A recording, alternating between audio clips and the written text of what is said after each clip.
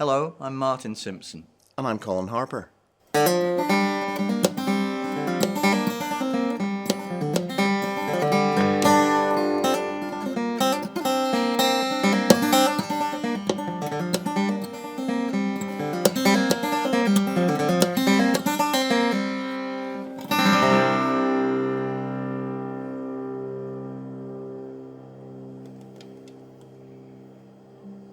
That was an extract from Pretty Polly from my very first album, Golden Vanity, which was released in 1976, 50 whole years ago, on Bill Leader's Trailer label.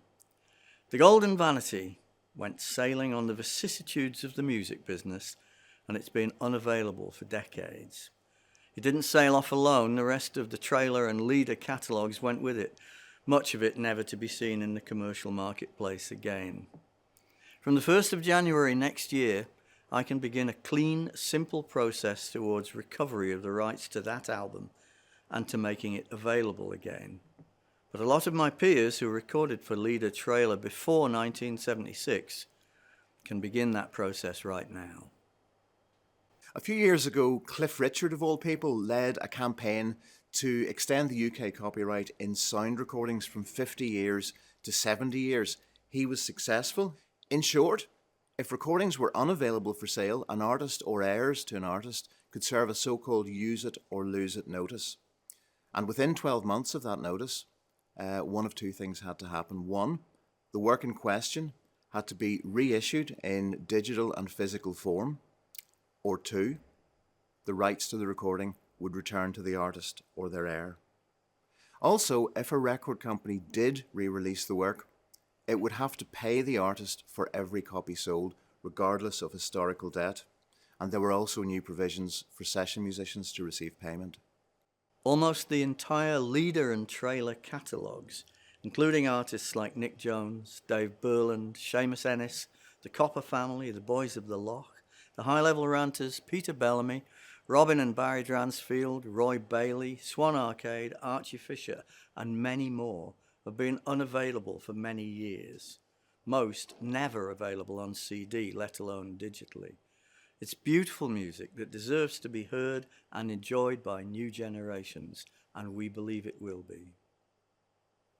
I've been helping Dick Gaughan towards the goal of retrieving 7 of his albums, 3 of them on the Trailer label. Earlier this year, legal letters were sent for 2 of those 3, the 2 that fall within the 50 to 70 year time zone. Since then, other Leader, Trailer artists and heirs have been arranging for similar letters to be sent. Each one is different.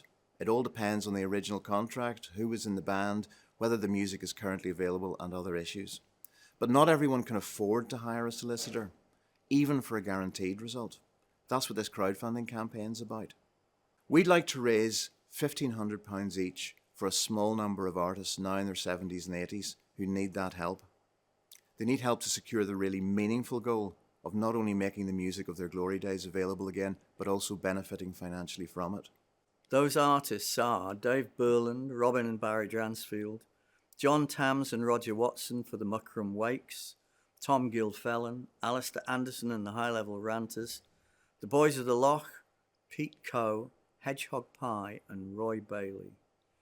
For the cost of 9 carefully crafted legal letters, we could potentially retrieve 19 albums for those people. In 2 or 3 cases, artists have significant health and care needs, and if those artists retrieve rights to their recordings, they would have the option of selling them on for a meaningful sum in the here and now. I've sounded out 4 reputable music businesses about this, and offers would be available to those artists. These aren't cans of beans, they're not abstract assets. They're fabulous works of art made at a magical time by real human beings who are still with us, by and large. And their music still lives. It still has beauty and joy and power within it. But hardly anyone new will hear it if the only way is crackly second-hand LPs on eBay for a load of money. Let's help Dave Burland, the Dransfields, John Tams and the rest. Let's help them start the 12-month clock. Let's help this music live again.